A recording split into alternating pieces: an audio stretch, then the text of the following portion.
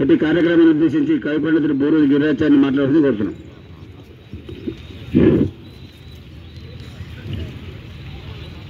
ఈరోజు భారత రాజ్యాంగ నిర్మాత విశ్వమేధావి మహనీయుడు డాక్టర్ బాబాసాహెబ్ అంబేద్కర్ గారి వర్ధంతి డిసెంబర్ 6, 1956లో వారు మరణించారు.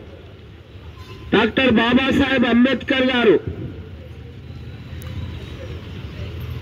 1891 ఏప్రిల్ 14 జన్మించారు. మనమంతా ఏప్రిల్ 14 అంబేద్కర్ జయంతిగా నిర్వహిస్తాం.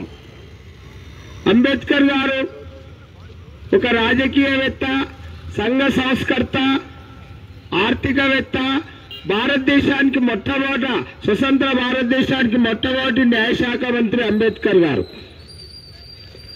అంబేద్కర్ గారు 1891 ఏప్రిల్ 14 బ్రిటిష్ ఇండియాలో ప్రావిన్సెస్, అప్పుడు మధ్యప్రదేశ్లోని మౌ అనే ప్రాంతంలో రామ్జీ మలోజీ భీమాబాయ్ అనే పుణ్య దంపతులకు జన్మించారు. మహర్ కుటుంబం వారిది.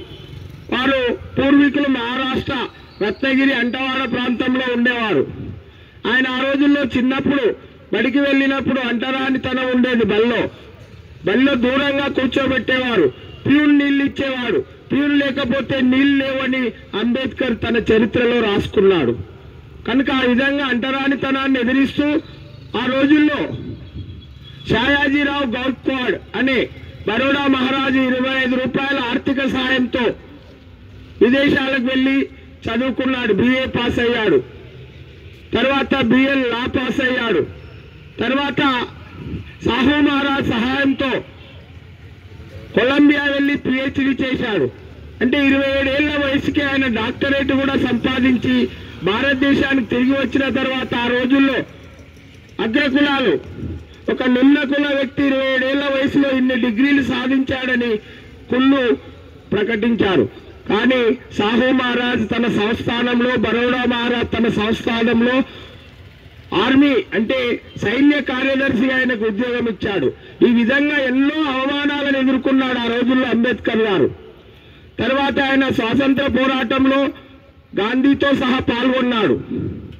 ఆ విధంగా ఆ రోజుల్లో ఆయనకు రమాబాయి అంబేద్కర్ అనే ఆమెతో బాల్య వివాహం జరిగింది. ఆ అమ్మను కూడా విద్యావంతురాలుగా తీర్చిదిద్దాడు. ఆ అమ్మ కూడా ఆయన విదేశాల్లో ఉన్నప్పుడు పిడికలు చేసి వాటి డబ్బును కూడా ఆయనకు పంపేది. పిల్లలు చనిపోతున్న అనారోగ్యంతో అంబేద్కర్ గారికి ఆ విషయం తెలియజేయలేదు. పిట్టల్లా రాలిపోతున్నా నా భర్త ఉన్నత విద్యావంతుడు కావాలని ఆ అమ్మ ఆశించింది. ఆ విధంగా రమాబాయి అంబేద్కర్ కు థాట్స్ ఆన్ పాకిస్తాన్ అనే పుస్తకం అంకితం ఇచ్చిండు. అందులో ఆ అమ్మ గురించి కూడా రాసిండు. ఈ విధంగా అంబేద్కర్ చరిత్ర చాలా, అంటే ఆయన అనేక కష్ట నష్టాలు కోర్చి గొప్ప విద్యావంతుడిగా, విశ్వమేధావిగా గుర్తింపబడ్డాడు. కనుక అంబేద్కర్ గారికి భారత ప్రభుత్వం 1990లో ఆయన మరణానంతరం భారతరత్న అవార్డు ఇవ్వడం జరిగింది. తర్వాత ఆ రోజుల్లో రాజ్యాంగ పరిషత్తుల్లో అంబేద్కర్ గారిని రాజ్యాంగ రచనా కమిటీ అధ్యక్షుడిగా డాక్టర్ బాబు రాజేంద్ర ప్రసాద్ నియమించి రాజ్యాంగ శిల్పిగా భారతదేశానికి అనుకూలంగా నిమ్న వర్ణాలకు అనుకూలంగా అగ్రవర్ణాలకు అందరికీ సమానత్వంగా రాజ్యాంగాన్ని రచించి అందించిన మహనీయుడు అంబేద్కర్ గారు. ఆ విధంగా ఆ రోజు గాంధీతో తర్వాత పెద్ద పెద్ద మహనీయులతో సమావేశమైనప్పుడు ఆయనకు భారతదేశంలో హిందూ మతం నచ్చక హిందూ మతానికి హాని జరగకుండా మహనీయులకు చెప్పి భారతదేశంలో అంతర్భాగమైన బౌద్ధ మతంలోకి మారిన మహనీయుడు అంబేద్కర్ గారు. కనుక ఆయన చివరి దశలో ఆయన భార్య మరణించినప్పుడు రమాబాయి అంబేద్కర్ కొంత నిరాశకు, వైరాగ్యానికి గురవుతాడు.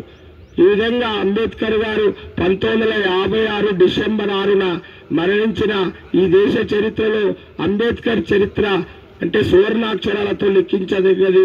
మనం రాజ్యాంగం, భారతదేశం అంటేనే అంబేద్కర్ గారు ప్రపంచ ప్రసిద్ధ వ్యక్తుల్లో అంబేద్కర్ గారు 20వ శతాబ్దంలో ఒక మహనీయుడిగా గుర్తింపబడిన వ్యక్తి. కనుక ఈరోజు అంబేద్కర్ వర్ధంతి సందర్భంగా ఆ మహనీయునికి నివాళులు అర్పిస్తున్నాం.